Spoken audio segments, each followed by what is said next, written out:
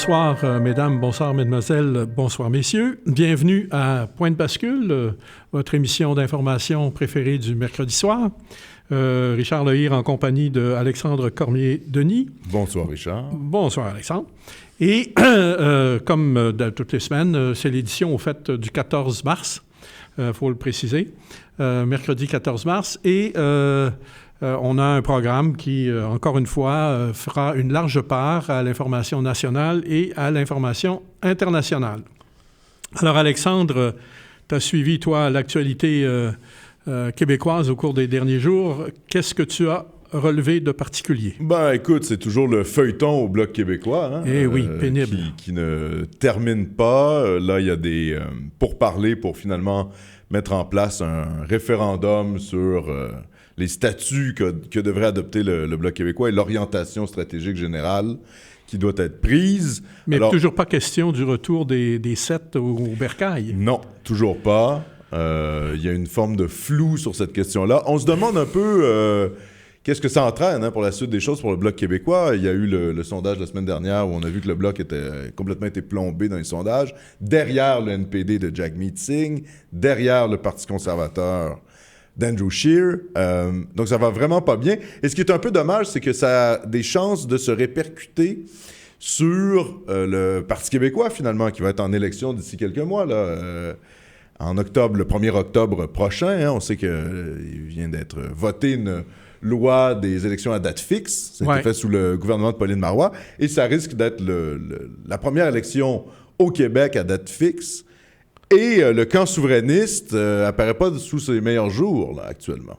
Non, en fait, c'est particulièrement dramatique. Je n'en reviens pas, moi, que les élus du Bloc, que la direction du Bloc ne parviennent pas à saisir qu'ils sont en train de jouer littéralement non seulement leur peau personnelle à tous et chacun d'entre eux, mais en plus l'avenir du mouvement souverainiste, non seulement au fédéral, mais également au Québec. Oui.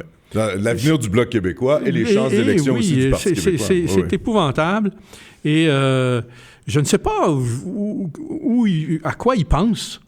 Cette obsession de vouloir toujours marteler, d'une façon presque incantatoire, là, oui, tout à fait. Le mot indépendance. Si le mot indépendance apparaît pas 10 fois ou 15 fois dans le programme, dans le discours, même. Le discours, le communiqué de presse, je veux dire, c'est catastrophique, on va pas la faire. Ouais. Non, c'est ridicule. De toute façon, il faut être bien conscient d'une chose, c'est pas parce qu'on en a parlé depuis 50 ans que nécessairement on a beaucoup avancé. Ah, tout à fait, Richard. Il faut peut-être moins en parler et plus la faire. Exactement. Et là-dessus, c'est catastrophique de voir le peu de conscience et l'esprit de division qui règne dans le camp souverainiste indépendantiste. Oui, là, surtout au Bloc québécois. Moi, je poursuis mon analyse. Je sais que tu n'étais pas tout à fait d'accord avec mon analyse la semaine dernière, Richard, mais moi, je crois que c'est la bonne analyse à faire. Il y a une forme de division. Soyons modestes. Bien, je pense que oui, c'est-à-dire que les événements tendent à me faire penser que c'est la bonne analyse, mais je pense qu'il y a vraiment une lutte à l'interne dans le Bloc québécois de différents réseaux qui sont hostiles les uns aux autres. Et c'est ce qui explique ce qui semble irrationnel à première vue. Oui. Parce que comme tu le viens de le dire, effectivement... Ils sont en train de se tirer dans le pied. Complètement. Tous. D'un point de vue extérieur, ça fait pas beaucoup de sens ce qui se passe au Bloc. Non. Or, si on regarde qui est derrière qui, on se rend compte qu'il y a des gens qui ont probablement des solidarités avec différents partis provinciaux. Et moi, je pense que c'est, au final, ce qui explique cette espèce de tension. Mais c'est absolument catastrophique pour le mouvement indépendantiste québécois. Et je vais te dire une chose. S'il y avait des manœuvres du camp fédéraliste pour nous diviser, je ne suis pas sûr qu'ils parviendraient à faire ce qu'on réussit à faire nous-mêmes. Ah. Okay? C'est incroyable. À moins que ce soit le cas, qu'ils soient effectivement aux commandes et puis qu'ils manipulent tout ça par en dessous. Oui, mais même si c'est le cas, ça veut dire qu'il y a des gens qui sont extrêmement naïfs parce qu'ils se laissent manipuler. Oui. Donc, dans tous les cas, il y a un manque de cohésion politique. Et c'est peut-être aussi, tu sais, moi je me suis dit aussi, Richard, c'est peut-être le signe d'une forme de restructuration du mouvement souverainiste québécois, et ça passe peut-être par des crises majeures comme celle qu'on vit présentement. Oui, mais c'est presque... Si c'était simplement une crise politique, encore pourrait-on l'accepter. Mais dans le contexte existentiel de notre situation à l'heure actuelle, il faut comprendre que tu sais, des crises, il y en a eu dans les années 60 au sein du mouvement indépendantiste. Quand il y a eu le raniement national, il y a eu le Parti québécois, le mouvement Souveraineté Québec. Tu sais, il y a eu... C'était une période d'effervescence. Le RIN, il y avait... Mais à ce moment-là, il n'y avait pas d'inquiétude parce que le terreau, d'une part, était fertile et d'autre part, l'intelligentsia, elle était là. Tout à fait. Aujourd'hui, je cherche là. Il n'y en a plus. Ben, en fait, l'intelligentsia, elle se retrouve dans les think tanks fédéralistes qui viennent d'être... Les universités. Ah oui, les universités. D'ailleurs, on vient d'apprendre, n'est-ce pas, la création d'un centre d'analyse politique Constitution et fédéralisme qui va être créé à l'UQAM, notamment avec des fonds provenant d'Ottawa. Et c'est Jean-Marc Fournier, donc le ministre... aux Affaires intergouvernementales canadiennes. Oui, c'est ça. Le ministre responsable, finalement, du fédéralisme au sein du gouvernement Couillard, qui d'ailleurs est plutôt un nationaliste... mou, mais quand même, quand il est entré au Parti libéral, il avait... on avait souligné ça la semaine dernière. Il avait été, lui, parmi il est entré en politique dans la foulée de l'accord du Lac-Meach. Exact. Et sa position, à l'origine, était... très revendicatrice. Très revendicatrice à l'endroit du fédéral, mais à l'intérieur du fédéralisme, mais très revendicatrice. Et puis, d'élection en élection, il a baissé le caquet jusqu'au point d'en devenir insignifiant, d'autant plus qu'il est maintenant élu dans un comté... Saint-Laurent. Saint-Laurent, dans un comté très anglophone aussi, il faut le dire. Oui. Et, allo-anglophone. Voilà. Et où, finalement, il n'y a pas intérêt à trop la ramener s'il ne veut pas se faire... taper dessus par ses électeurs. Non, d'ailleurs, il a annoncé qu'il ne se représenterait pas. Donc, ça aussi, c'est qu'est-ce que ça fait concrètement pour le Parti libéral. Ça dégage un comté qui est assuré d'être pris par un candidat libéral. Donc, ça permet de recruter plus facilement des candidats libéraux. Donc, on verra qui va se présenter dans Saint-Laurent. Dans tous les cas, pendant que les souverainistes se divisent au Bloc québécois, eh bien, les fédéralistes créent des centres de recherche. Ils ont pris le contrôle de toutes les institutions. Exactement. Et puis, ils mettent leur monde, et puis ils installent leur programme. Pendant ce temps-là, nous, on se chicane sur la place publique, ou bien on fait des incantations à l'indépendance. Voilà. C'est ridicule. Ouais. On n'a tellement pas de sens stratégique. J'en reviens pas de voir à quel point on est démunis. Complètement démunis devant... le camp adverse. Non seulement le camp adverse, mais devant notre propre insuffisance. On dirait qu'il n'y a personne qui est capable de comprendre les leçons des 50 dernières années. Est-ce que... Oui, justement, les leçons des 50 dernières années, Richard, est-ce que c'est pas un peu, de toute manière, dans l'ADN du mouvement souverainiste actuel de faire preuve d'une certaine naïveté? Est-ce que cette naïveté-là n'était pas déjà là à l'époque de René Lévesque, au moment où il crée le Parti québécois? C'est clair. C'est une espèce de foi naïve dans la démocratie, dans la bonne foi de l'adversaire. C'est ça. Et puis, en fait, dans le sens démocratique. Je veux dire, René Lévesque, malheureusement, il a fait des choses extraordinaires. Je lui tire mon chapeau. Et puis, on lui en doit beaucoup. Oui. Mais en même temps, il faut être capable de lui adresser les critiques qu'il mérite. Tout à fait. OK? Et il faut faire la différence entre le mythe et la réalité politique. Puis ensuite, c'est l'homme d'une génération, l'homme qui a vu la guerre et qui a assisté à la victoire des forces démocratiques. Et il a cru, lui, à l'idéal démocratique. Oui. Bon, alors... Plus que Trudeau, en tout cas. Certainement beaucoup plus que Trudeau. OK? Et il n'a pas vu à quel point... Pourtant, Dieu sait, si je me souviens, moi, au moment du FLQ, là, la façon dont il était monté au aux barricades en restant très en deçà et en condamnant la violence. Oui, bien sûr. OK? Mais malgré tout, il avait encore foi dans le sens démocratique des Canadiens. Et c'est ainsi qu'on s'est retrouvé avec cet idéal démocratique-là à lancer l'idée du référendum et à tourner le dos à l'option de Daniel Johnson, égalité ou indépendance, qui était une façon beaucoup plus stratégique d'atteindre nos objectifs. Par la construction étatique, c'est-à-dire pièce par pièce, sans dévoiler son plan d'attaque à l'adversaire. Hein? C'est ça. Et il y a quand même un reproche qu'on peut faire aussi dans la continuité de ce que tu viens de dire, Richard. En 1980, quand il lance le référendum, il sait très bien qu'il va perdre. Oui, il savait. Et malgré tout, il y va. Et la conséquence de ça, quand même, c'est le recul pour le Québec, parce que 2 ans plus tard, on se retrouve quand même avec le rapatriement de la Constitution. Le Québec en est exclu jusqu'à ce jour. Il y a eu des erreurs stratégiques majeures, et j'ai l'impression que cette tare de la naïveté n'a pas quitté le camp souverainiste depuis la création du Parti québécois. Non, effectivement. Et puis, le référendum annoncé en 1973, là, ça a été véritablement un point de bascule qui nous a amenés complètement dans une toute autre visée, là où on s'est mis à rêver le pays au lieu de faire le pays, faire l'État.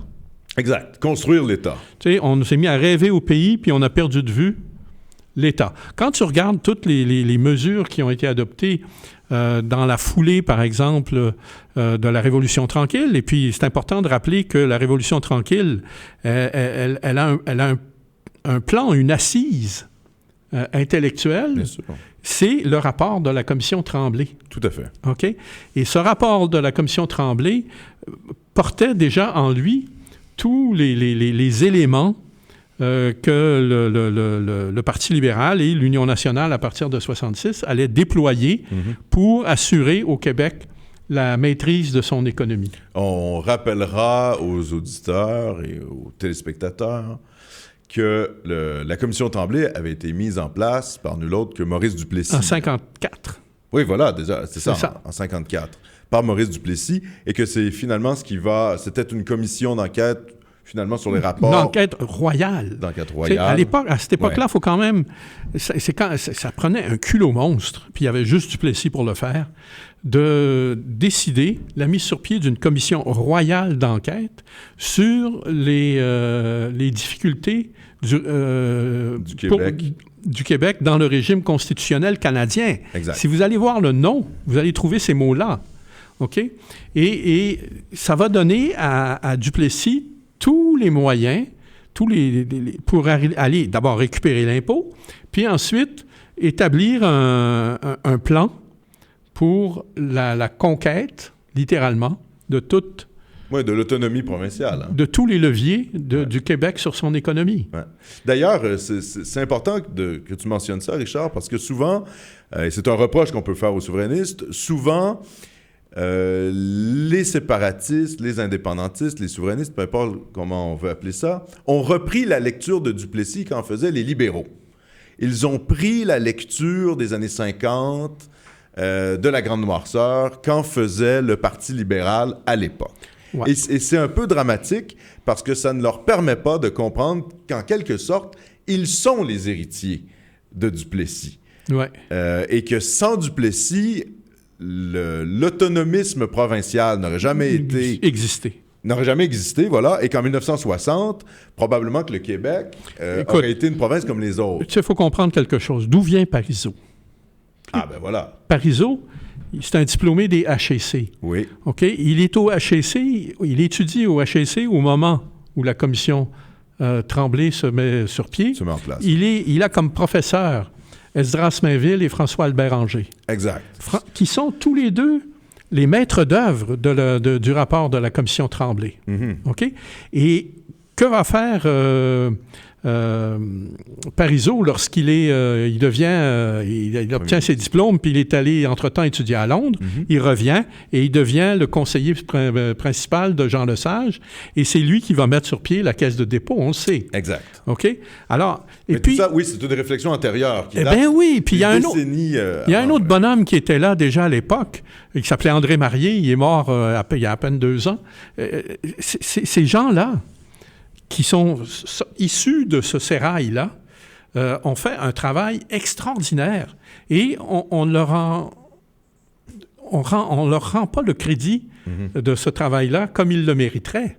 Et c'est dommage parce que ces gens-là ont été vraiment les bâtisseurs du Québec moderne. Ben d'ailleurs, ça nous permet un peu d'aller sur le prochain sujet. Le Parti libéral des années 60, c'est plus le Parti libéral qu'on a actuellement. Hein? C'est-à-dire que là, on a vraiment un effondrement des libéraux qui, je pense, sont perçus par la majorité de la population comme un parti politique travaillant contre les intérêts du Québec.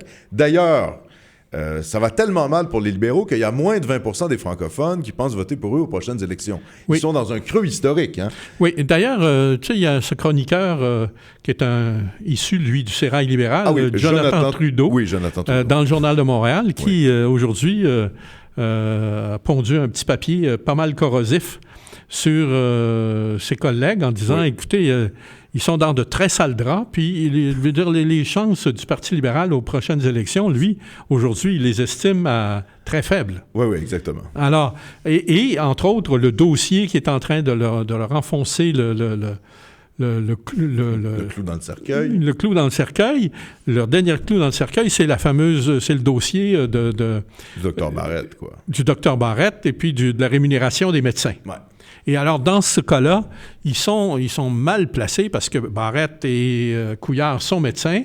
Bolduc, avant lui, était médecin. Oui, c'est le triumvirat médical. Oui. On faisait des blagues quand on était au collège à propos des dictateurs romains. Et puis, on parlait, non pas parce qu'ils s'étaient suivis à une certaine époque, puis c'était tous des salauds. Oui. Alors, on parlait du triumvirat. Ah oui, écoute, je veux dire, il s'applique bien dans le cas des 3 médecins. Tout à fait.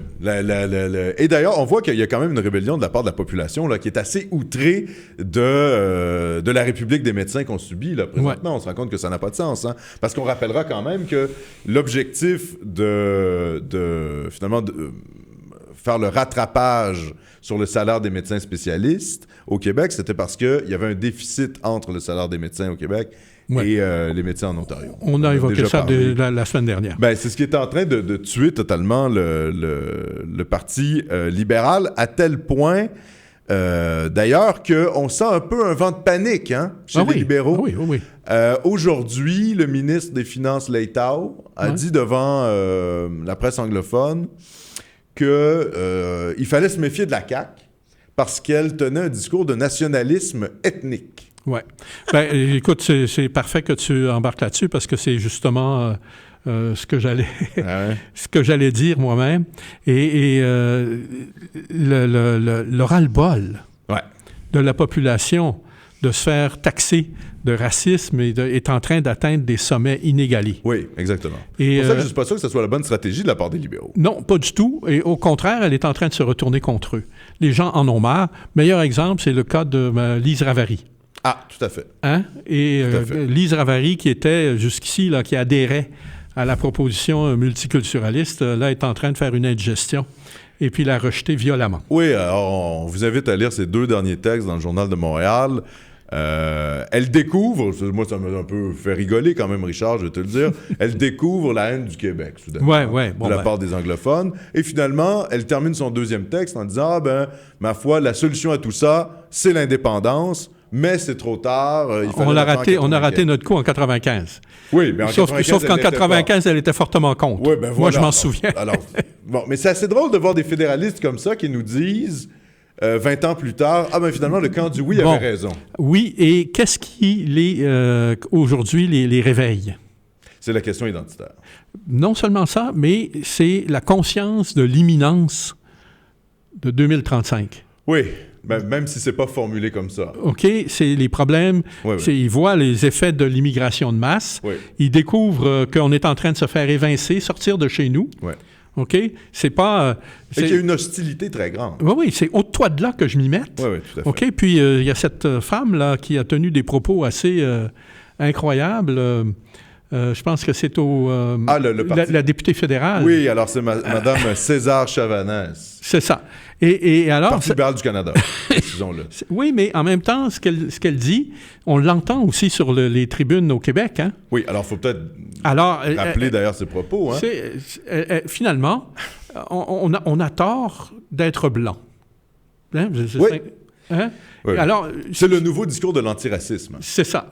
Ouais. En fait, on a tort d'être blanc, et puis on doit s'excuser d'être blanc. Exactement. Et, parce qu'on possède des privilèges. Hein. Parce qu'on a des privilèges. C'est la logique du privilège. Le privilège blanc fait en sorte qu'on n'a pas le droit de s'exprimer sur certains sujets. D'ailleurs, Maxime Bernier, donc le député conservateur de la Beauce au fédéral... s'est fait lui aussi vertement ramasser. C'est lui qui s'est fait attaquer par Mme César Chavanès sur Twitter, et voilà ce qu'elle lui a dit. Elle lui a dit, écoutez, vous êtes un homme blanc, il faut plutôt que vous vous taisiez. Donc voilà, l'antiracisme finit dans une espèce de totalitarisme où on ne doit pas remettre en question la doxa multiculturaliste au nom des privilèges, entre guillemets, raciaux qu'on aurait. Et on découvre que le racisme, c'est le multiculturalisme. Ah ben voilà. Hey, c'est pas rien, là. Ouais. Alors, finalement, ce qui est le plus porteur, finalement, de l'ouverture là, de la canne de verre, là, ben, c'est le multiculturalisme. Tout à fait. Et on voit qu'au final, les plus grands défenseurs du multiculturalisme ramènent la question raciale. Ben, c'est eux. Oui, c'est eux qui le ramènent. Ouais. Et moi, je trouve ça, je vais le dire ouvertement ici au studio, je trouve ça extrêmement dangereux. Parce que souvent, la gauche, et là, cette gauche-là, en tout cas, qui est en train de faire ça, cette gauche multiculturaliste... la gauche sociétale. La gauche sociétale, elle ouvre un sujet dont je ne suis pas sûr qu'elle ait la puissance de le refermer. Ah non, pas du tout. Hein. Et je suis pas sûr que ça se retourne pas contre elle. Ouais. Parce que si on finit par accuser tout le monde d'être des méchants blancs... C'est l'histoire de l'apprenti sorcier. Ah, totalement. Okay. Exactement. Tu te souviens, là, de l'histoire de l'apprenti sorcier? Oui. Moi, je me souviens de l'avoir raconté à mes enfants en leur montrant le film de Walt Disney, là, où on voit Mickey, c'était Fantasia, et puis déclencher une catastrophe de ballet. Oui. OK, incroyable. Bon, ben allez regarder ça, puis montrez ça à vos enfants. Ça va leur faire comprendre ce que c'est l'apprenti sorcier. Ben, tous ceux qui manipulent le concept de racisme et de multiculturalisme sont littéralement dans la position d'apprentis sorciers qui sont en train de nous préparer une saloperie sans nom. Et ça va être désastreux, les résultats, parce que ça va opposer les gens comme jamais ils ont été opposés. Oui, et opposer les gens sur des sujets qu'on croyait plutôt enterrés. Je veux dire, la question de la race, de l'ethnicité, on pensait que c'était globalement derrière nous, que, évidemment, après la Seconde Guerre mondiale et la fin de l'apartheid en Afrique du Sud, voire même la fin de la ségrégation raciale aux États-Unis, c'est un sujet qui appartenait au 20e siècle, finalement.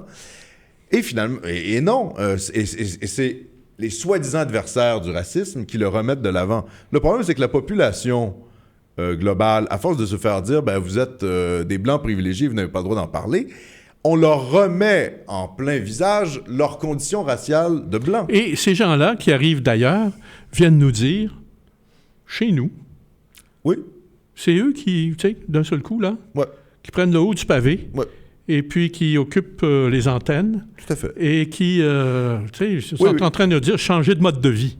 Voilà. Et changer l'histoire aussi. Hein, bien sûr. C'est une attaque à l'histoire. Hein, les dérives sûr. multiculturalistes en Grande-Bretagne, je ne sais pas si tu as vu ça, Richard, ils ont même enlevé les bustes des grands hommes des universités. Parce que c'était seulement, évidemment, des WASP, des hommes blancs anglo-saxons et protestants. Évidemment, dans le cas de la Grande-Bretagne, ça fait du sens. Au nom de l'idéologie diversitaire. Ça va très loin, là. Tu sais, les gens qui... on appelle ça... Autrefois, on appelait ça carrément du révisionnisme historique. Exactement. C'est ce que c'est. Ben, écoutez, là... C'est ce que les Soviétiques faisaient. Réécrire le passé. Au nom pour l'accommoder à la sauce. Oui, présente. Voilà. Et on a vu, d'ailleurs, récemment, qu'il y a une réaction populaire à ça. Hein, en Ontario, qu'est-ce qui vient de se produire?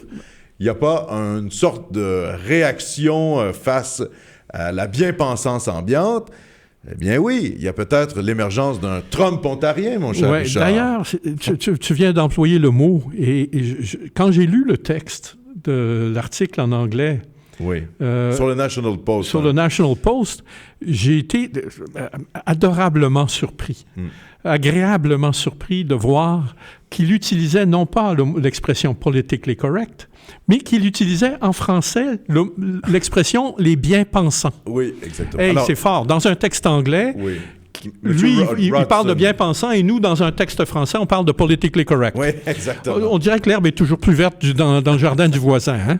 Et on va piger des expressions. Voyons, c'est d'un ridicule achevé. Oui. Mais c'est un texte de M. Rodson dans le National Post, et il est dans la revue de presse, je crois, d'hier. De Vigile, oui. Oui, Vigile.Québec. Alors, si ça vous intéresse. Ce qu'il dit, c'est ça qui est important, c'est qu'il vient d'avoir des élections au Parti conservateur, à la chefferie du Parti conservateur.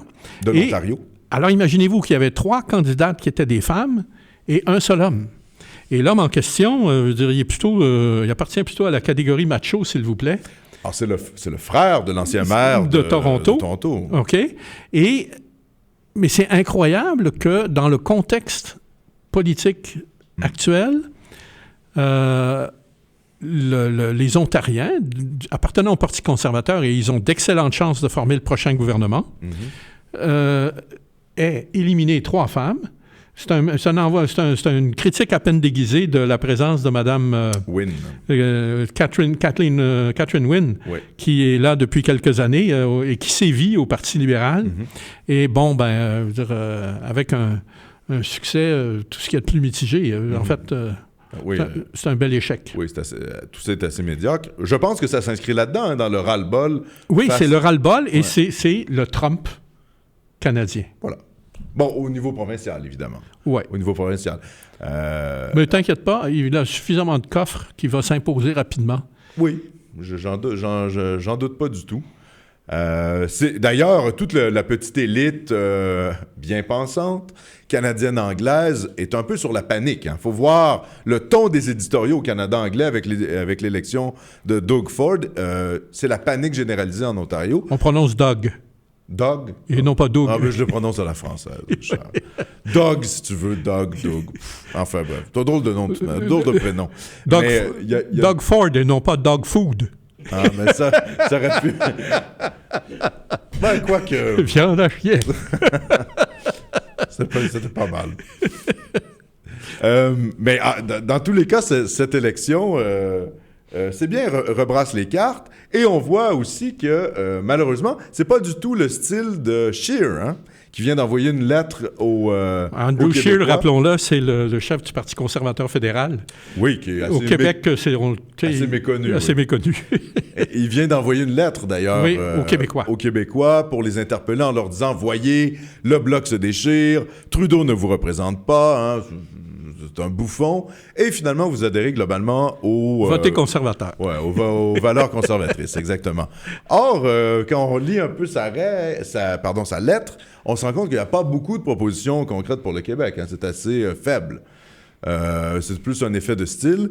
Mais je peux te dire que rien n'a changé depuis 1970. Ben Pourquoi je peux te le dire? Parce qu'en 1970, 71, 72... étant incapable de digérer Pierre-Éliott Trudeau. Ouais. Et, on comprend. Il fallait absolument se définir autrement quand on était québécois et puis qu'on était encore dans l'ensemble canadien. Et j'avais jeté mon dévolu sur le Parti conservateur. Ouais. Et comme il y avait très peu de gens qui, à l'époque, militaient, de francophones qui militaient au sein de ce parti-là, j'ai été assez rapidement aspiré vers le sommet. C'est la fameuse loi du vide, OK? Et je me suis retrouvé dans l'organisation nationale du Parti conservateur et puis à me promener d'un bout à l'autre du pays aux frais du PC Canada Fund. OK? Mais les propositions politiques n'ont guère changé. Ouais. Des conservateurs n'ont guère changé depuis ce temps-là.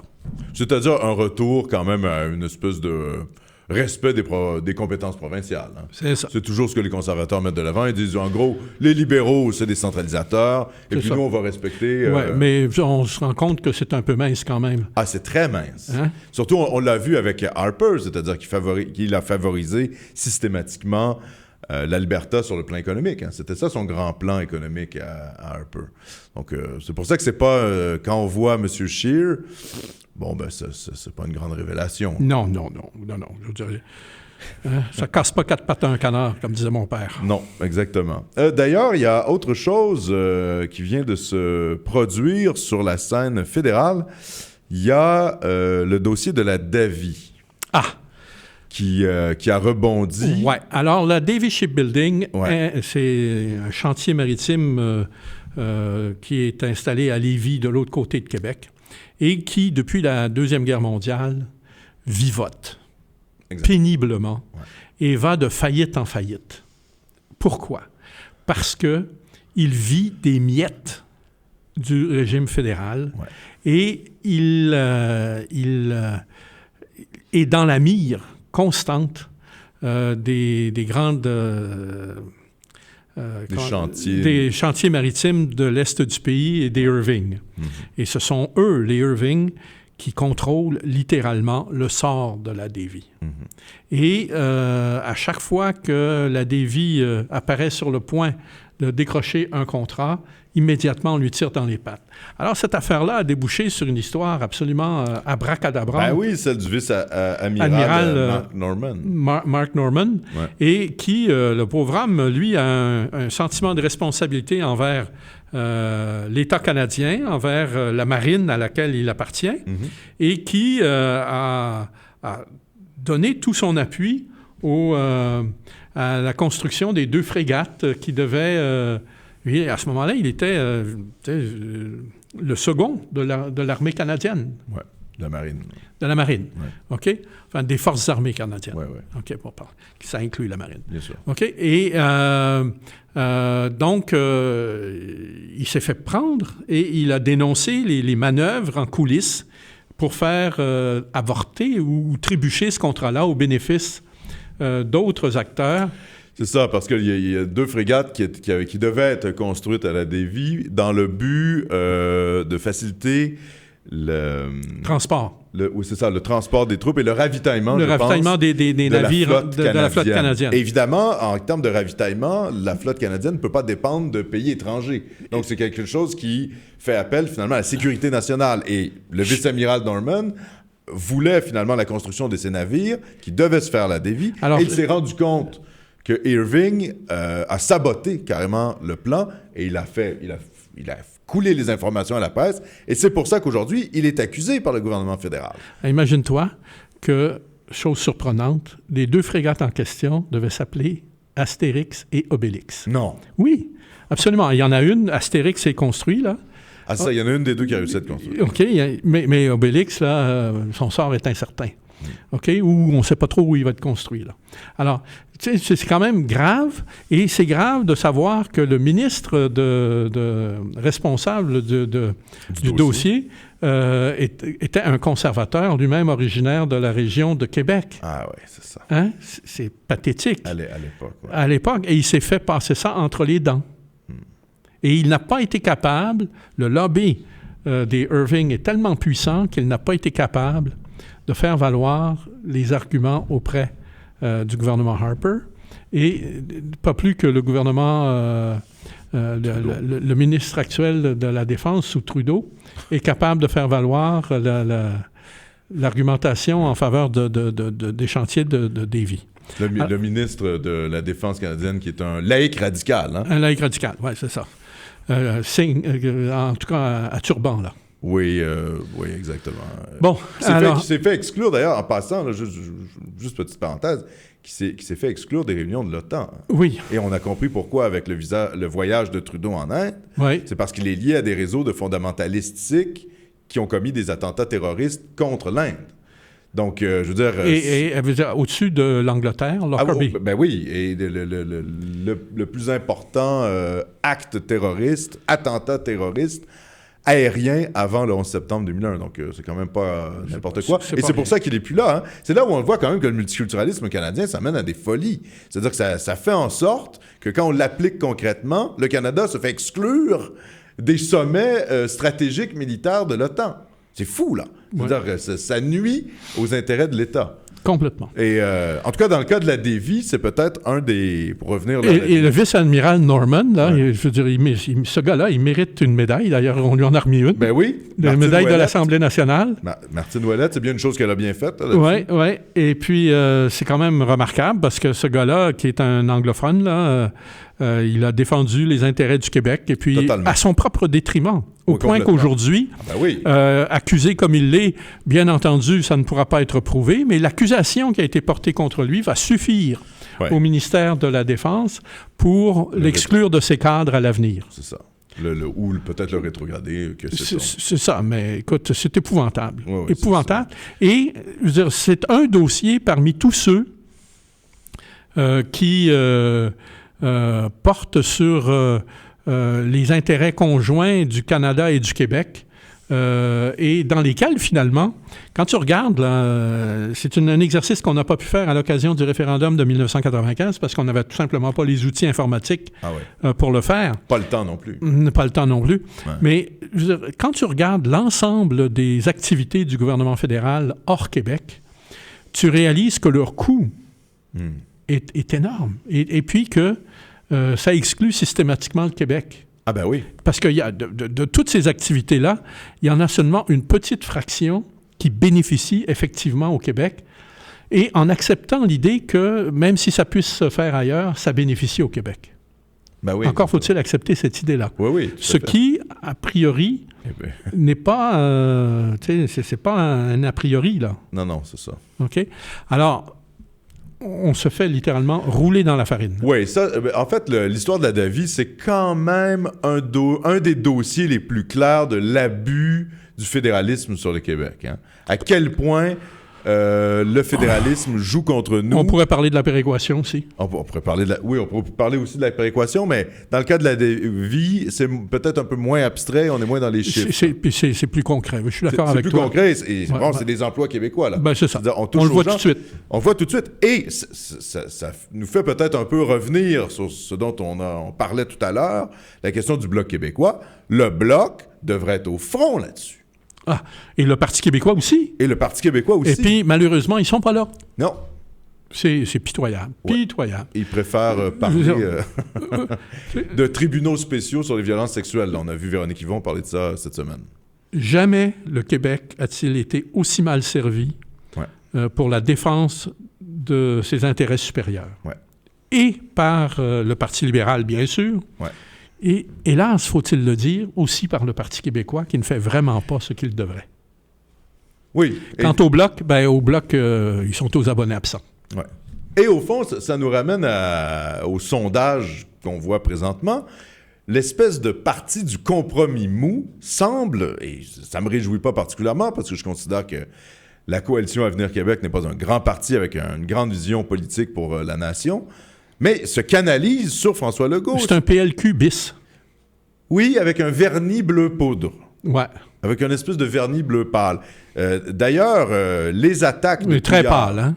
Très pâle, je suis d'accord avec toi. Oui, mais tu vois, Richard, c'est très pâle, mais le Parti libéral attaque quand même la CAQ en leur disant que... ils font du nationalisme ethnique. Oui, que c'est du nationalisme ethnique. Or, cette attaque... Oui, non, ça n'a aucun sens. Je veux dire, quand on regarde le programme de la CAQ ou les déclarations de François Legault, ça ne tient strictement pas la route. Même Lisée est venu à la défense de Legault. Oui, parce qu'il veut s'inscrire dans le débat. Ben oui. C'est ça la réalité. Parce qu'il sait très bien que ça va bénéficier à la CAQ.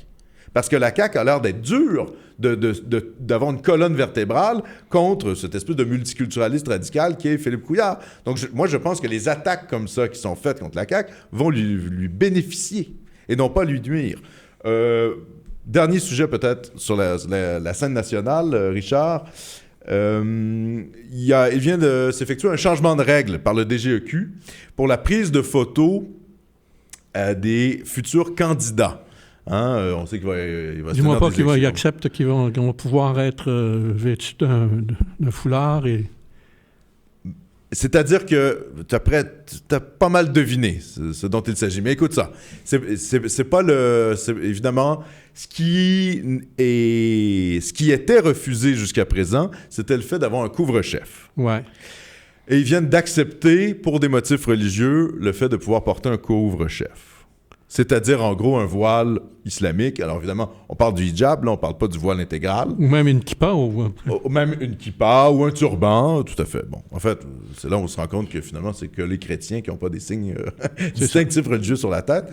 Et évidemment... Si vous avez un scapulaire au cou ici, on vous coupe. On vous coupe, mais oui, mais bon, le turban, ça passe. Mais le turban, ça passe. Vous pouvez même être ministre. Enfin, bref. Et évidemment, bon, les militants laïcs se sont outragés de ça, appellent à la mobilisation. Il y a Simon-Pierre Savard-Tremblay dans le Journal de Montréal qui a écrit là-dessus. Évidemment, Jamila Benhabib fait partie également de cette de ce mouvement qui appelle les partis politiques à se tenir face à ça. Et je rappelle que, je vais faire une petite parenthèse, pour les gens qui se diraient « Oui, mais c'est impossible d'empêcher les gens de porter ce qu'ils veulent », c'est faux. Regardez, l'Assemblée nationale française vient de voter une loi. Et là, on parle du président Macron, qui est considéré comme étant un président libéral sur le modèle anglo-saxon. L'Assemblée nationale française vient de voter une loi pour interdire tous les signes religieux à l'intérieur de l'Assemblée nationale. Évidemment, dans le cas du Québec, ça pourrait difficilement être le cas. Il n'y a pas de loi sur la laïcité. Il y a un crucifix à l'Assemblée nationale. Mais on voit que, malgré tout, que le lobby multiculturaliste et que le multiculturalisme, finalement, se répand partout dans nos institutions, au directeur général des élections du Québec et même chez les partis politiques qui ne luttent pas, finalement, contre ça. Donc, il y a une vision de la société qui est de plus en plus portée par des lobbies, on va dire ça comme ça. Et, ma foi, les militants laïcs sont un peu tout seuls, hein, Richard? Je vais employer une image qui est forte, mais ça se répand, là, comme des toilettes qui débordent. Oui, d'accord. C'est vraiment ça. Ouais. C'est littéralement ça. Mais il y a un recul depuis le débat sur la charte qu'on a eu. En fait, non, si on remonte même plus loin, le débat sur les accommodements raisonnables. Moi, je me rappelle les débats en 2007. Les gens étaient catégoriques sur la question de l'intégration des immigrants, sur le refus des accommodements raisonnables. Et tranquillement, il y a un grignotage de la part des multiculturalistes sur à peu près... je dirais tous les fronts. Et ils gagnent. Et j'ai l'impression que le camp nationaliste, notamment incarné par le Parti québécois, est traumatisé par sa défaite de 2014 et ne veut plus parler du sujet. Et il laisse la place là-dessus à la Coalition Avenir Québec pour incarner ça. Et on le voit, quelle est la stratégie actuelle du Parti québécois? C'est de faire du sociétal. C'est d'incarner la défense des enjeux de la gauche sociétale et de la social-démocratie. Alors, le Parti libéral le fait. Oui. Le Parti québécois le fait. Oui. La CAQ, pas la CAQ, le Québec solidaire, évidemment. Québec solidaire le oui, fait. Oui, évidemment. Et la CAQ, honnêtement, elle n'est pas trop contre ça non plus, hein. Faut pas se leurrer, là. Ben non. Donc, globalement, on assiste quand même à un recul généralisé, là. Complet. Ouais. Comme je te dis, des toilettes qui débordent. Ouais. On va peut-être... Changer de sujet. Oui, changer de sujet. Et, remarque, c'est pas plus... ça sent pas meilleur ailleurs. Ah non, alors on va voir l'actualité. OK. Écoutez, on va faire... Vous avez oublié un sujet? Oui? Justin Escobar. On en parlera, Justin Escobar. Justin Escobar. Ben, je vous... oui, le cartel de la marijuana. Ah oui, d'accord, oui. Bon, ben, on en parlera une autre fois. Une autre fois, oui. OK. Écoutez, on va faire une pause de 2-3 petites minutes, le temps de vous faire écouter un petit thème musical, là, puis un petit montage avec Félix Leclerc.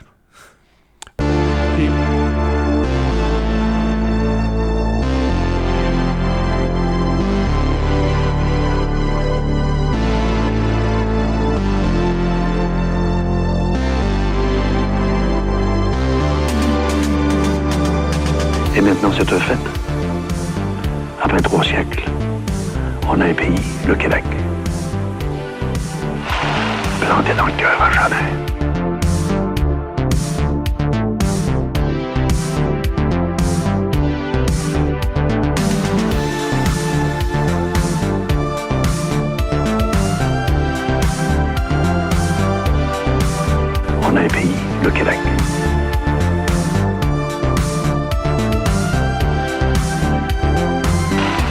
le cœur à jamais.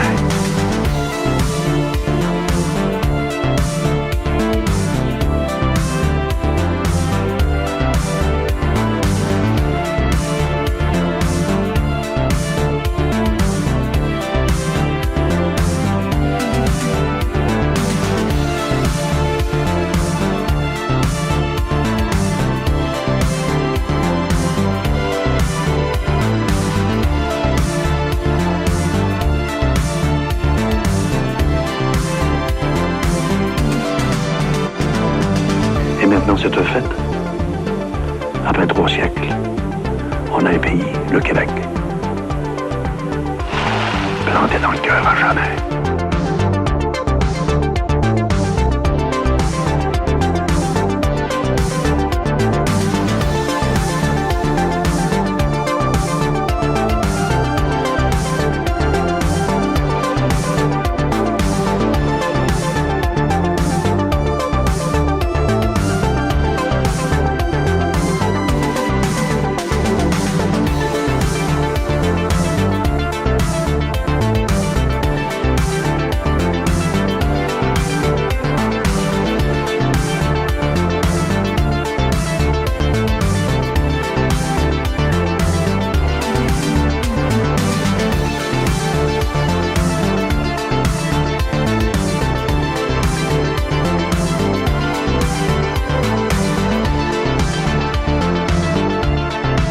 Et maintenant, c'est un fait. Après 3 siècles, on a un pays, le Québec, planté dans le cœur à jamais.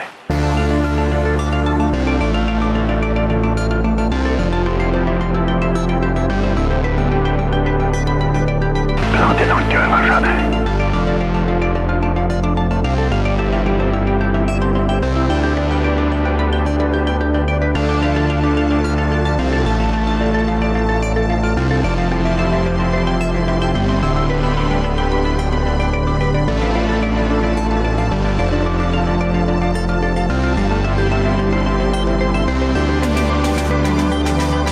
On a un pays, le Québec.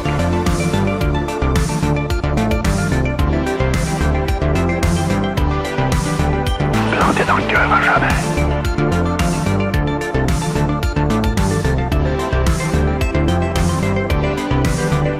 Planté dans le cœur à jamais.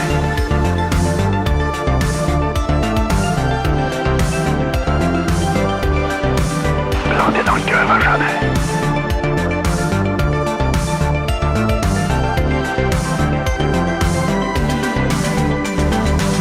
Planté dans le cœur à jamais.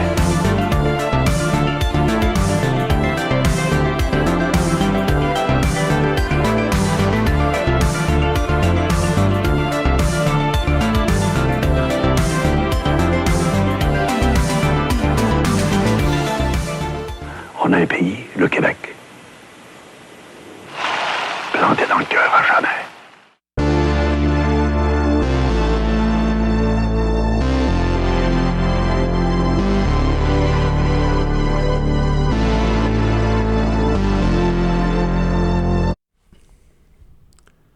Alors, nous voici de retour à Point de bascule, édition du mercredi 14 mars 2018. Deuxième partie, l'actualité internationale. Alexandre, cette semaine, Oui. gros scandale en Angleterre. Oui, on en avait déjà parlé la semaine dernière. On a commencé à en parler, oui. Hein, le possible assassinat d'un ex-espion russe. Ben, pour l'instant, il n'est pas mort. Il n'est pas fort, mais il n'est pas mort. Oui, voilà. OK? Tentative d'assassinat. Tentative d'assassinat. Et Madame À Londres. Madame May est grimpée sur ses grands chevaux. Faut dire que Mme May, elle a des problèmes. Hein? À l'heure actuelle, il faut comprendre qu'elle est en train de négocier le Brexit. Ça ne va pas exactement comme elle voulait. L'addition se monte à quelques 40 à 50 milliards de dollars. 40 à 50 milliards de dollars, c'est gros. Oui. OK, pour un pays comme l'Angleterre, qui n'est plus la puissance qu'elle était, qui est rendue une puissance de second rang et certains oseraient même dire de troisième rang. Alors, ça, c'est un fait qu'il faut souligner. Et puis, elle a aussi des problèmes politiques intérieurs. les contester fortement à l'intérieur de son parti, à l'extérieur, et il lui fallait qu'elle ait un sujet. Et puis voilà qu'il y a cet incident qui se produit. Étant donné qu'il n'y a pas de mort pour l'instant, on va encore parler d'un incident. Ouais.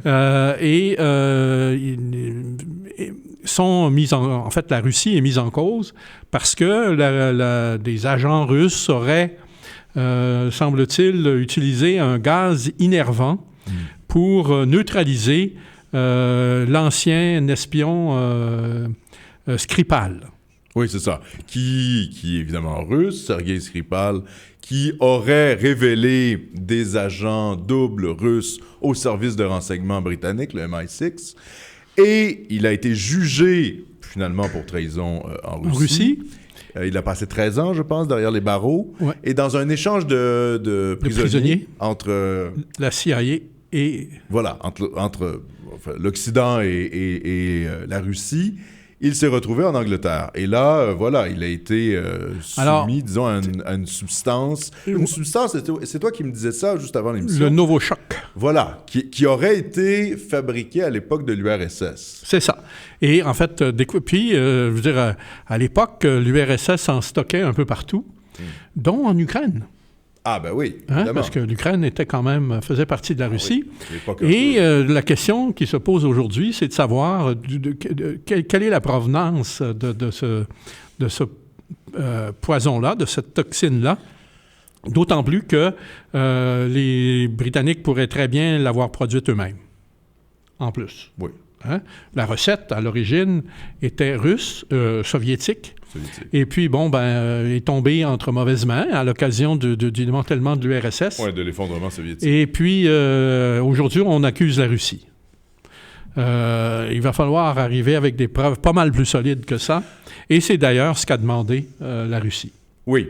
Et parce là, qu'elle dément toute implication. Oui, et à l'heure où on se parle, il y a quand même une réunion du Conseil de sécurité de l'ONU, là. Oui, mais ça, c'est du théâtre, hein? Non, je suis d'accord, c'est du théâtre, mais ça fait partie, disons, de la crise ambiante, là, parce qu'il y a un haussement de ton entre la Russie et la Grande-Bretagne, et le Royaume-Uni, en fait, sur la question des médias, hein? Oui, mais en même temps, il faut savoir que normalement, il y a une procédure.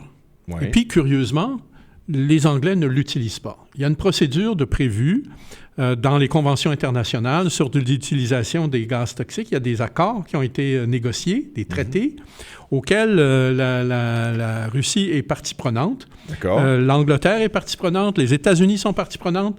Et curieusement, ces accords-là prévoient une certaine procédure pour la dénonciation de ce genre d'incident. Et curieusement, l'Angleterre ne s'en sert pas. Elle préfère tonitruer sur la place publique. Oui, c'est-à-dire qu'il y a une instrumentalisation politique, là. Bien sûr. Ouais. Et également, il y a une autre procédure prévue. C'est celle des tribunaux de la Haye. Et puis, encore une fois, c'est une procédure qui n'est pas utilisée. Donc, deux procédures existantes qu'on met de côté pour préférer plutôt vociférer sur la place publique. Et menacer d'expulser ART, qui est le grand média russe. Hein? Russe. Expulser ART aujourd'hui, du Royaume-Uni. 23 personnes... Ah ben oui, c'est ça, là. 23 diplomates russes vont être expulsés d'Angleterre pour leur prétendu lien avec des services de renseignement russes. Oui. Possible. C'est fort. Ah oui, bien sûr. C'est tout à fait possible. Oui. Mais, je veux dire, comme les Anglais font la même chose avec leur personnel en Russie et que les Américains aussi, pareil, hein? Oui. Ça veut dire quoi? Ça veut dire que, oui, bien sûr, les Russes vont perdre 23 agents à Londres, peut-être. Et du côté anglais, c'est sûr qu'il va y avoir des répliques. Oui, d'ailleurs, Moscou a dit, si vous interdisez, là, juste sur le plan des médias, si vous interdisez ART au Royaume-Uni, il n'y aura plus un seul média britannique sur le sol russe. Et ça hausse le ton rapidement. Et en même temps, il y a des diplomates britanniques qui vont être expulsés prochainement. Oui, sans aucun doute. Alors, quand on sait à quelle fin sont utilisés puis notamment à toute veille de l'élection, il faut rappeler ça, la présidentielle russe, ça a lieu dimanche. Oui.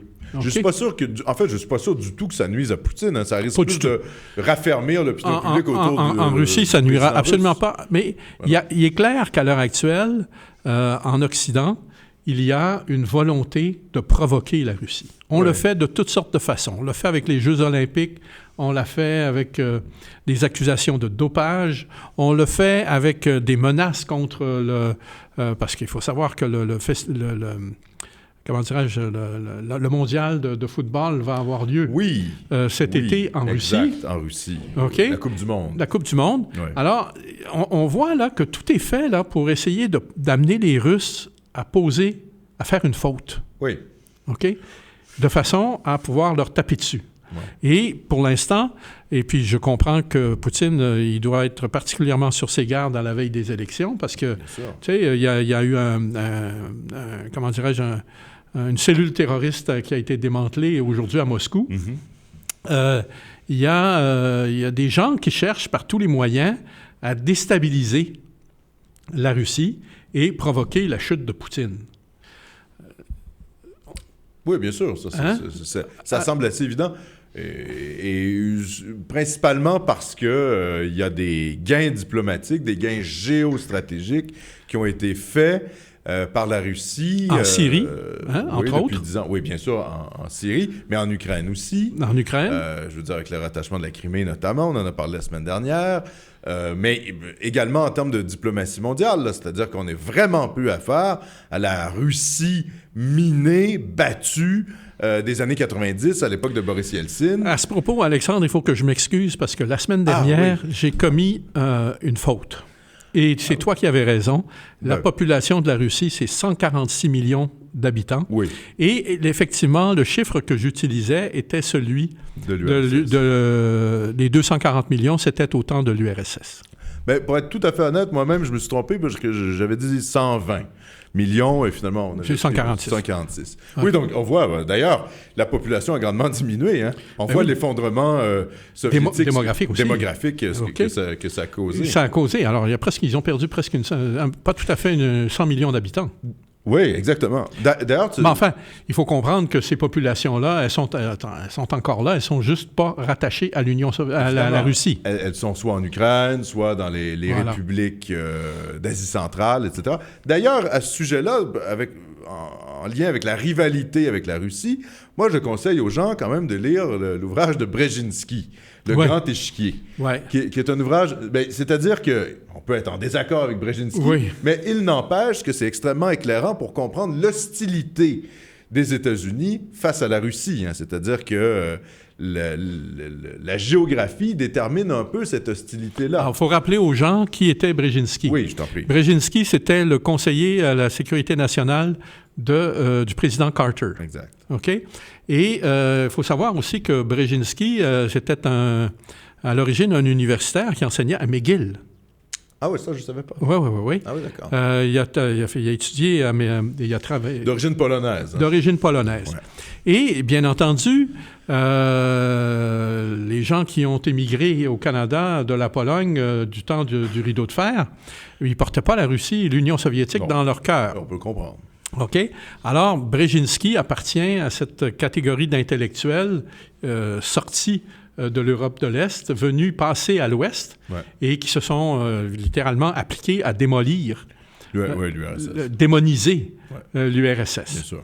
Et plus utile peut-être pour les gens, c'est le document fondamental de géopolitique, celui de Mackinder, l'anglais, britannique.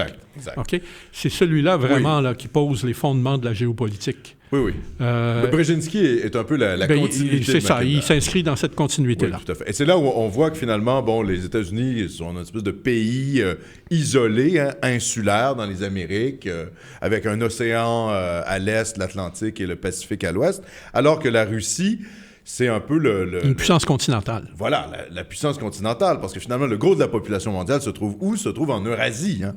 C'est là. Et ce qui terrifie les États-Unis et qui terrifiait précédemment l'Angleterre, donc deux puissances insulaires qui, finalement, dominent le monde par les mers, parce que c'est ça, hein? Ce sont des puissances maritimes, sont terrifiés à l'idée qu'il y ait une union du continent eurasiatique. Alors, pour les Britanniques à l'époque, c'était la crainte de l'alliance entre l'Allemagne et la Russie qui contrôlerait finalement l'Eurasie.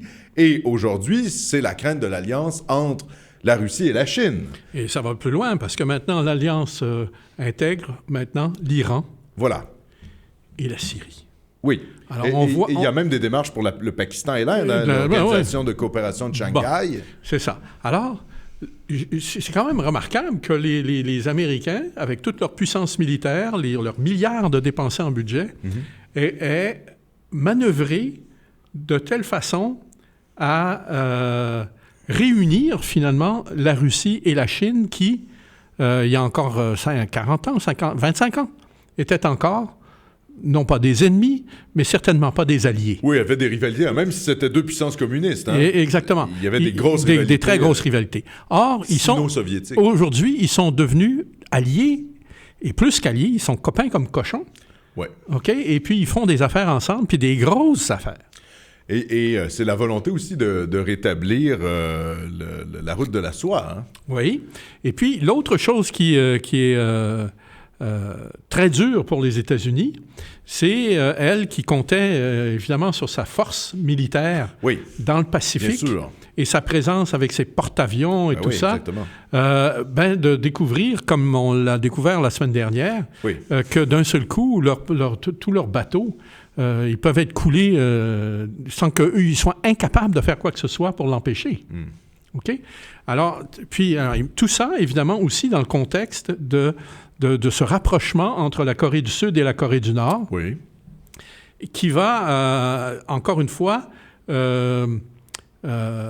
faire perdre de l'importance à la présence américaine dans le Pacifique.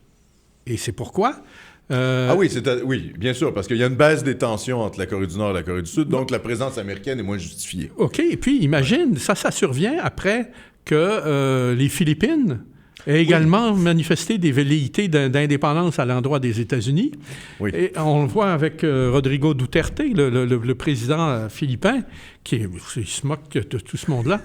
OK? C'est comme, pour les gens qui ne connaissent pas Duterte, c'est comme un Trump sur les stéroïdes. En gros, là, c'est un peu ça.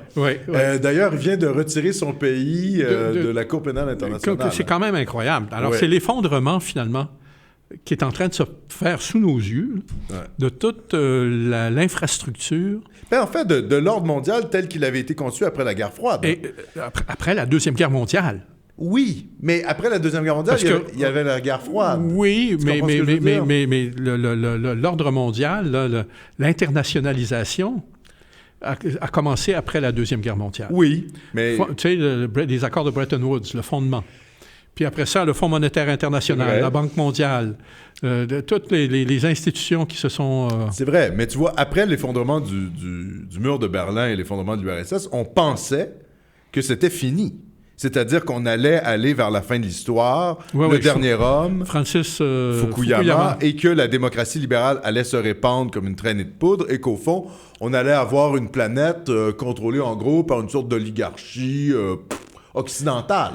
Oui, sauf que cette vue-là, finalement... était très naïve, évidemment. Était naïve et battue en brèche immédiatement par Samuel Huntington, qui a fait le choc des civilisations. Le choc des civilisations, c'est ça. Alors, finalement, c'est Huntington qui avait pas mal plus raison, surtout si on regarde ce qui se passe à l'heure actuelle. Tout à fait. Tout à fait. Ça, c'est évident. Mais voilà, on est dans une ère où, je dirais, la naïveté des années 90 est résolument terminée, là. Alors, complètement. Là. Et puis, c'est de voir aussi l'effondrement américain. Oui.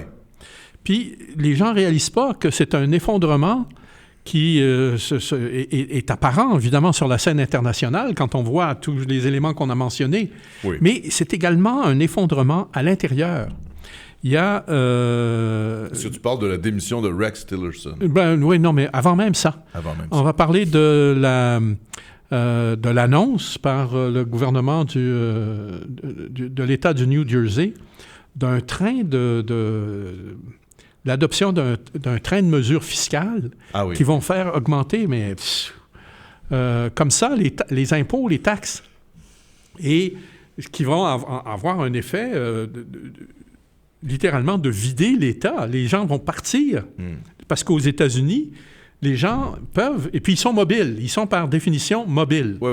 OK? Ils acceptent la mobilité beaucoup plus facilement que nous, Québécois, pouvons accepter l'idée d'aller vivre à Halifax ou à Calgary, Bien sûr. ou même à pour Vancouver. des raisons évidentes, là. OK. Oui. Alors, tandis que eux, la mobilité, il n'y a rien là. Je veux dire, New Jersey, Connecticut. Et puis, je te parle de New Jersey, mais le Connecticut est au bord de la faillite. Comme a fait faillite l'État du Michigan, de la ville de Détroit. Ben oui, avec Détroit. Comme l'Illinois. La catastrophe que représente Détroit, là. Et puis, il y a un fonds de pension là, très important, CalPERS, aux États-Unis, là, en Californie. Le fonds qui est lui aussi, là, qui est en train de crier au meurtre parce qu'il est sur le bord de la faillite. Pourquoi? Alors ça, c'est intéressant. Tu sais, finalement, tous ces États-là ont mis sur pied à une certaine époque pour attirer du monde dans la fonction publique, les services, des fonds de pension, des régimes de pension qui étaient, somme toute, assez généreux. OK? Et aujourd'hui, ils réalisent qu'ils ne sont plus capables de payer. Alors, qu'est-ce qui s'est passé? Ce qui s'est passé, c'est qu'à l'époque, on a acheté la paix sociale avec un argent qu'on n'avait pas, et on a hypothéqué le futur. Et aujourd'hui, 20, 30, 40 ans, alors que les gens arrivent à la retraite. Ah ben oui, là, il faut payer. Là. Comme on dit en anglais, aux États-Unis, « The chickens are coming home to roost ». Ah. OK? Quoi, les poulets rentrent à la maison pour je sais, c'est plus des poulets, là, c'est des coqs. Puis ça hurle. Oui, ils ne sont pas contents. OK? Alors, c'est... Oui, et ça fait partie quand même de la désindustrialisation des États-Unis. On parlait de Détroit, mais c'est quand même ça. Hein? C'est-à-dire que là, il y a un phénomène qui explique notamment l'élection de Trump. C'est cette classe moyenne américaine ravagée par la mondialisation qui a voté pour un président protectionniste et qui finalement condamne cette mondialisation financière qui s'est produite dans les années 90, les choix d'investir dans le domaine financier au lieu d'investir dans l'industrie américaine. Là, les États-Unis en payent aujourd'hui le prix. Le prix, et c'est un prix très élevé parce que c'est la classe moyenne qui finançait tous ces régimes-là. Oui, et c'est la classe moyenne qui vote pour Trump. Oui. Puis, cette classe moyenne qui a complètement disparu, elle n'est plus moyenne. Oui, c'est ça. Il y a eu un déclassement social. Elle est déclassée et sa situation est précaire. Oui. Et ce sont ces gens-là qui élisent Trump. Oui. Et c'est pour ça qu'il y a un grand clash culturel aux États-Unis entre les yuppies, hein, les bobos, si on veut, les bourgeois urbains, sophistiqués, mondialisés des grandes villes, qui évidemment représentent pas la majorité de la population, mais quand même une grande partie de la population, et qui ne comprennent pas l'élection de Trump. Non. Qui sont complètement encore sous le choc de l'élection de ce président atypique, et qui sont en décalage et culturel et économique avec le reste de la population américaine. C'était intéressant ce que tu dis. Ouais. Le cas parfait, c'est celui de la Californie. Ah ben oui. Là, alors, la Californie, là, qui vit, elle, sur une autre planète, sur le plan économique. Et Hollywood, et la bulle informatique. Et la bulle informatique, OK. Et qui, d'un seul coup, a développé une sous-culture qui est aux antipodes de la réalité américaine d'aujourd'hui. Exactement. Et ça fait un clash terrible, au point qu'il y a un affrontement très clair entre les élites gouvernantes, dirigeantes de la Californie et le gouvernement fédéral américain. Ouais, ça ne va pas être beau. Et ça commence là. Et ça, entre autres, les questions d'immigration préoccupent la Californie au plus haut point pour des questions de main-d'œuvre agricole et puis les main-d'œuvre techniques de la Silicon Valley. OK? Alors, pour ces gens-là, là, l'immigration, là, pas question de couper ça. Plus les immigrants illégaux, eux autres, ils s'en foutent. Ils vont les prendre. OK? Illégaux, ils s'en foutent. Le gouvernement américain ne voit pas ça du même... Trump ne voit pas du tout du même œil. Non, ni son électorat, en fait, parce que c'est quand même ça, là. Il y a... évidemment, c'est dans un contexte différent, mais il y a le sociologue Christophe Guilly un sociologue français, qui a parlé de la classe des périurbains, c'est-à-dire les classes en Occident qui ne vivent pas nécessairement dans les villes, qui ne sont pas nécessairement à la campagne, si on veut, dans une espèce de banlieue désindustrialisée. Et ce sont les gens qui subissent le plus durement... C'est ce qu'on appelle aux États-Unis les suburbs. Les suburbs, exactement. Donc les banlieues. Les banlieues, Guy appelle ça le périurbain. Et ce sont les gens qui ont complètement été déclassés, qui sont en fait, entre guillemets, les perdants de la mondialisation néolibérale. Et ce sont les gens qui votent pour ce que les médias appellent les partis populistes. Trump, candidat populiste, Marine Le Pen, populiste, la Ligue populiste, le Brexit, c'était un vote populiste, etc. Et qui sont en fait des courants politiques qui veulent défendre les intérêts nationaux de ces exclus de la mondialisation. Parce qu'on se rappelle que pour bien analyser politiquement ce qui se passe en Occident, donc ça touche les États-Unis, ça touche l'Europe, dans une moindre mesure, je pense même globalement ça touche le Québec aussi, c'est qu'il y a finalement les bobos urbains qui sont des gagnants de la mondialisation, qui ont des jobs dans le multimédia, dans le journalisme, et des immigrants qui eux aussi vivent en milieu urbain et qui s'occupent finalement des emplois à faible revenu. Mais globalement, ils sont assez contents de la mondialisation parce qu'ils y sont, et le reste de la population. Et c'est ce qui fait que l'establishment médiatique, qui est composé de ces jeunes urbains branchés sur le monde, sont totalement hostiles au Parti populiste, totalement hostiles à Trump, totalement hostiles au Brexit, parce qu'eux, ils bénéficient de cette mondialisation-là. Et ce qui fait qu'ils sont de plus en plus coupés de leur propre peuple. Ce qui fait qu'on a des analyses politiques dans les journaux, dans les médias de masse, si je pourrais dire, qui sont de plus en plus éloignés de ce que ressent la population. Il s'agit de voir l'évolution, par exemple, du devoir. Ce phénomène-là, j'allais justement le dire, nous touche nous aussi. Ben oui. OK. Vas-y sur ce que tu voulais dire à propos du devoir. Non, mais en fait, c'est ça. On voit l'évolution idéologique. Ce sont des gens qui sont complètement coupés du reste du Québec. Ouais. Et on voit que dans le cas québécois, il est en train de se créer une espèce de République de Montréal, coupée de la réalité du reste du Québec et qui est entretenue notamment par des courants de la gauche sociétale. Ça, c'est pas nouveau, par exemple, ce phénomène-là. C'est pas nouveau, mais je pense que ça se radicalise à tel point que... Ça, tu as raison sur le plan de la radicalisation. Et ça se traduit même sur le plan politique. Et puis, Québec solidaire menace le Parti québécois dans des comtés francophones, a déjà pris 3 comtés et ça risque de se poursuivre aux dernières élections. Il n'y a aucune chance. Il n'y a aucune chance que Québec solidaire réussisse à gagner des élections sorties des ponts. Ça veut dire que c'est vraiment la République de Montréal qui est en train de se créer une identité. Valérie Plante, c'est ça aussi. Une candidate à la mairie de Montréal qui s'excuse d'être blanche, je suis désolé, elle n'aurait pas pu être élue au Saguenay, elle n'aurait pas pu être élue à Québec, elle n'aurait pas pu être élue à Gaspé. Il fallait que ce soit à Montréal. Ouais. Il y a une coupure de plus en plus grande qui se fait, et moi, ça m'inquiète beaucoup pour la suite des choses. Oui, mais on va revenir aux États-Unis. Oui, mais c'est un phénomène global. C'est un phénomène global, je suis d'accord avec toi. Ouais. Mais on était en train de parler des États-Unis, et puis aux États-Unis, il faut évidemment évoquer le cas de la démission de Rex Tillerson. Ben oui, exactement. Enfin, démission, du congédiement. Okay? Sur Twitter. Il a vraiment été envoyé sur les routes. Non, c'est pas sur Twitter. Il a été averti par le chef de cabinet de Trump, le général Kelly, vendredi dernier.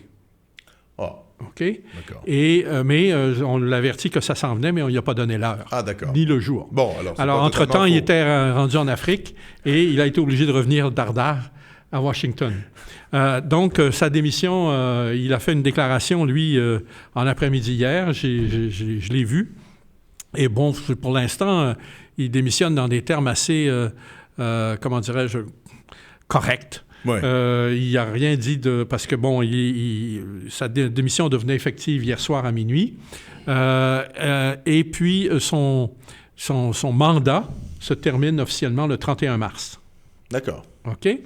Alors... oui, c'est ça. Il y a un intérim qui est assuré par un sous-secrétaire d'État qui s'appelle Sullivan.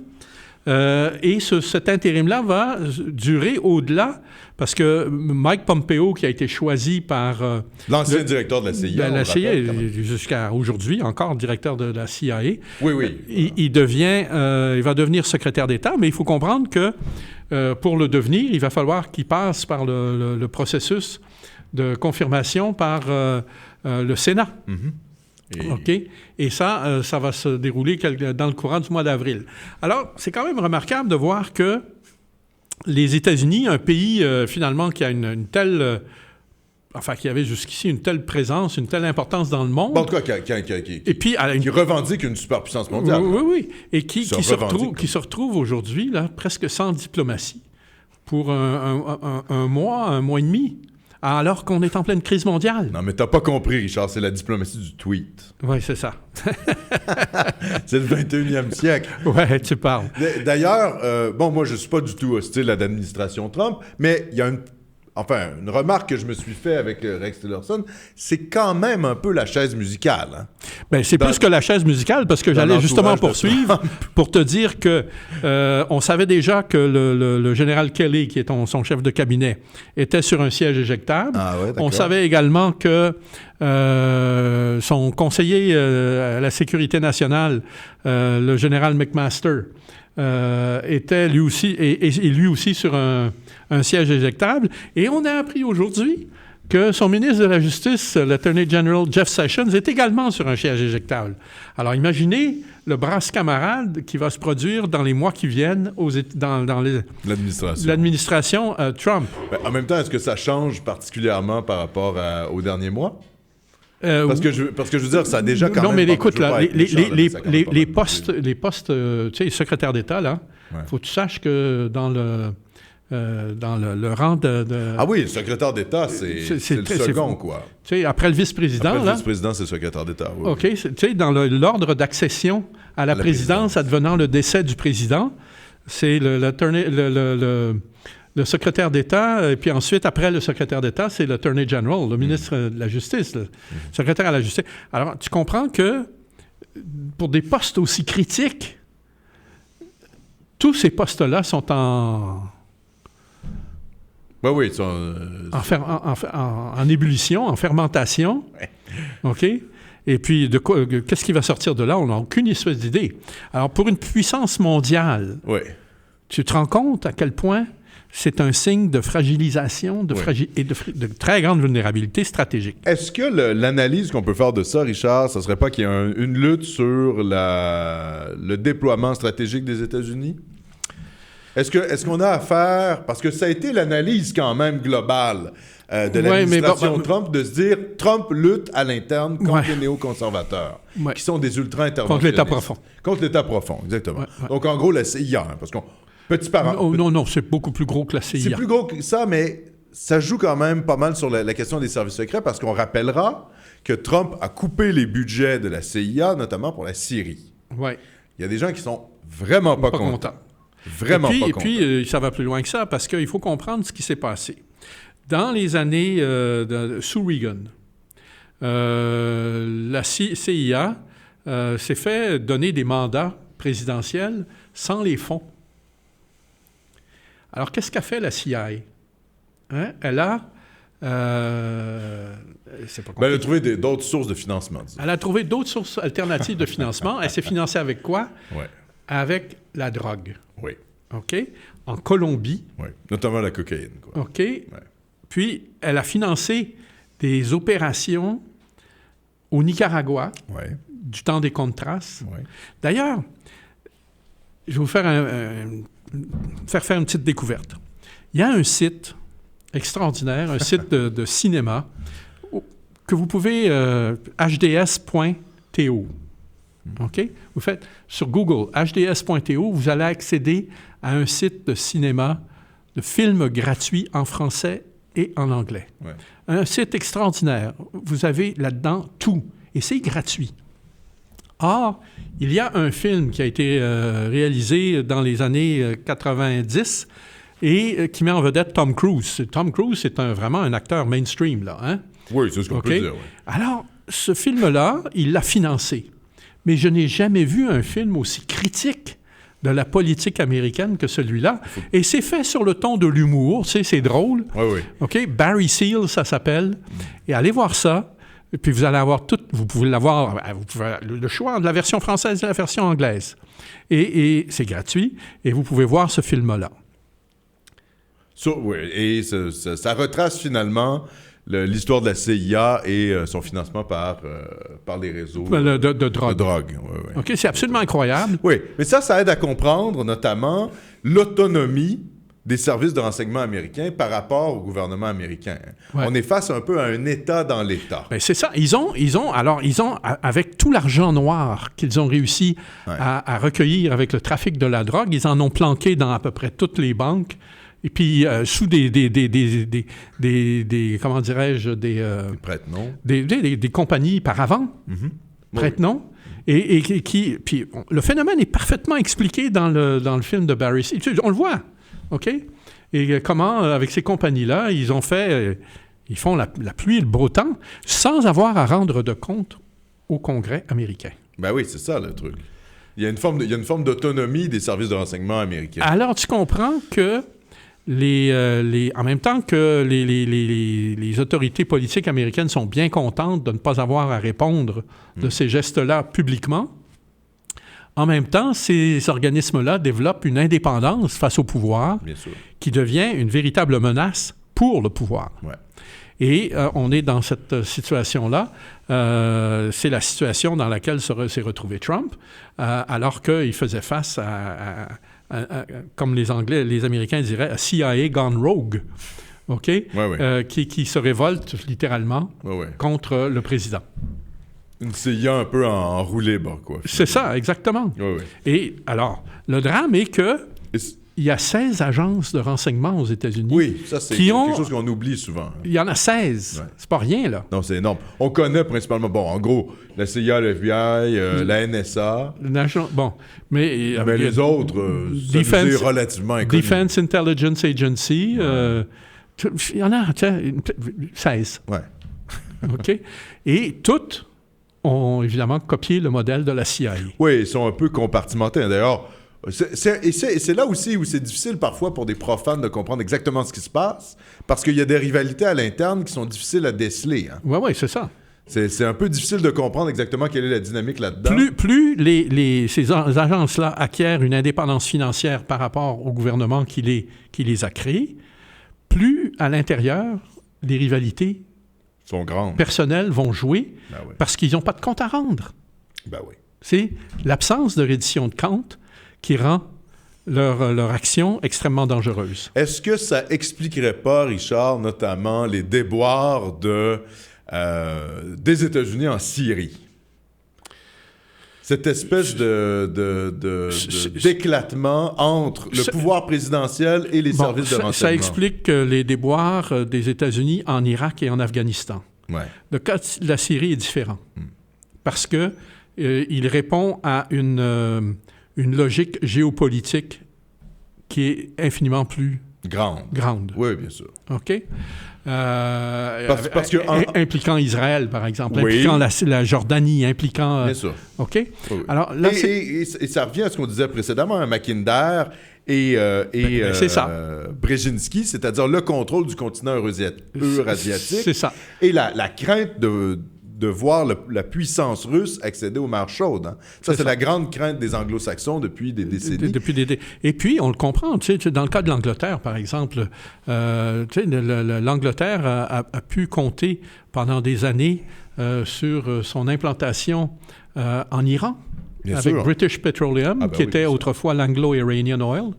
OK? Et le cas aujourd'hui. Et puis, tu sais, BP est devenu une tu sais, tu n'en entends presque plus parler. Après, et puis, la présence, évidemment, de l'Angleterre, à cause de ce qui s'est passé avec l'Iran depuis 20 ans. Oui, avec la révolution islamique. Les Anglais ont perdu beaucoup d'influence et de capacité. Oui, mais on pourrait dire la même chose avec l'Arabie saoudite. Hein, c'est-à-dire que, globalement, il y avait une entente entre la famille saoudienne et les Britanniques. Les Britanniques, qui étaient un peu sur le déclin, ont été remplacés par les États-Unis. Oui, mais globalement. Mais bon, dans le cas de l'Iran, c'est pas la même chose. Les Saoudiens, ils ont assez rapidement nationalisé le pétrole. Et puis, c'est l'Aramco qui dirige tout. Oui, mais il n'en demeure pas moins qu'il y a une alliance. Ah ouais. Alors, imagine-toi qu'il devait y avoir une émission d'actions de l'Aramco pour renflouer l'Arabie Saoudite. Ouais. Donc, puis c'est de plus en plus remis en question à cause de l'incapacité de faire remonter les prix. Ah. OK?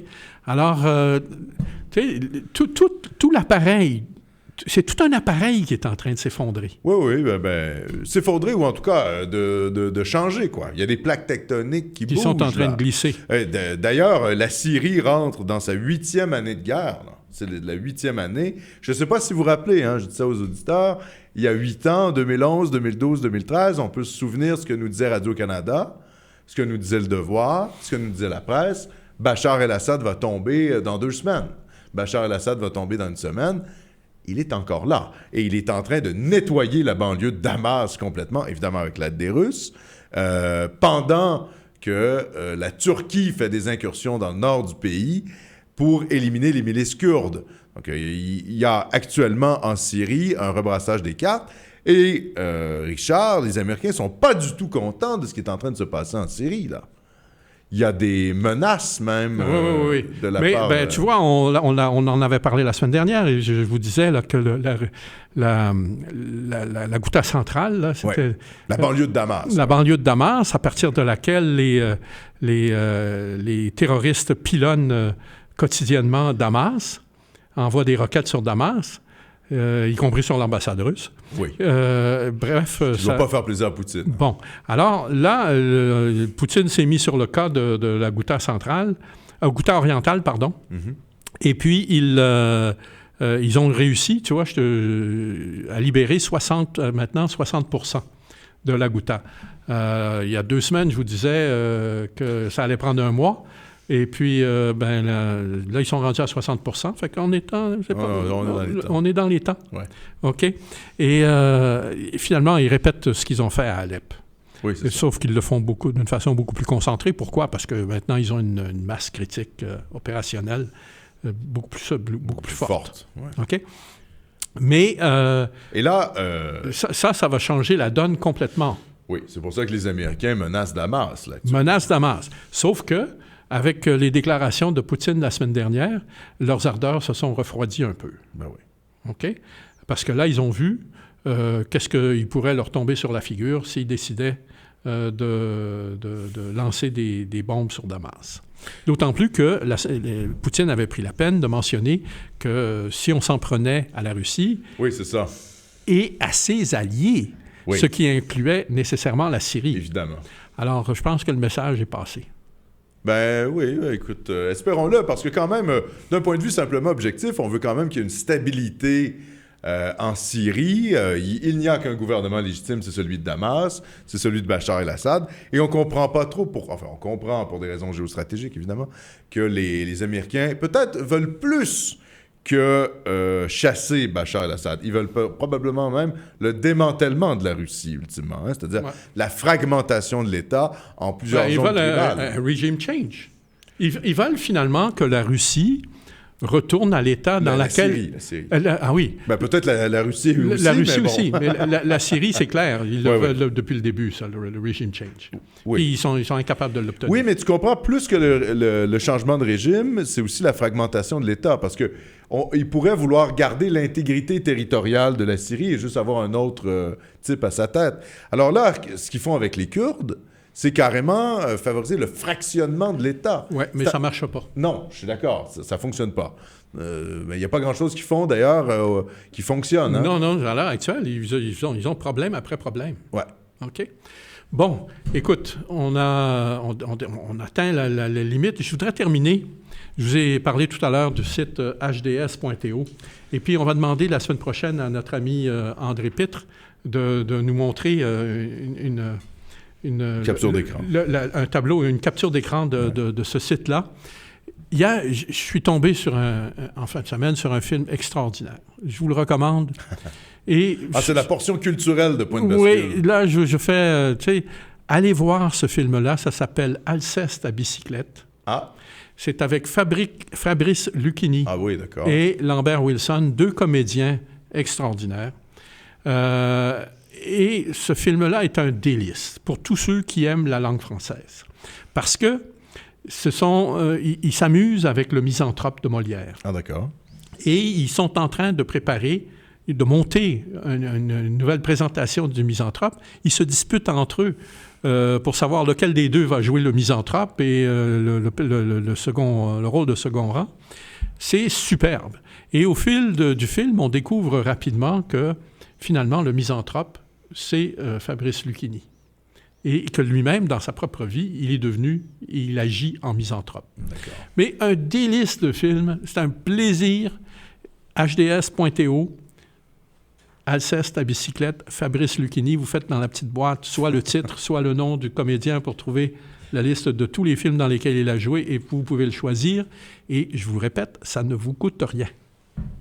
Bon, ben merci Richard pour ce segment, pour cette recommandation culturelle cinématographique. C'est bien. On devrait faire ça plus souvent d'ailleurs. Plus souvent. Oui, oui.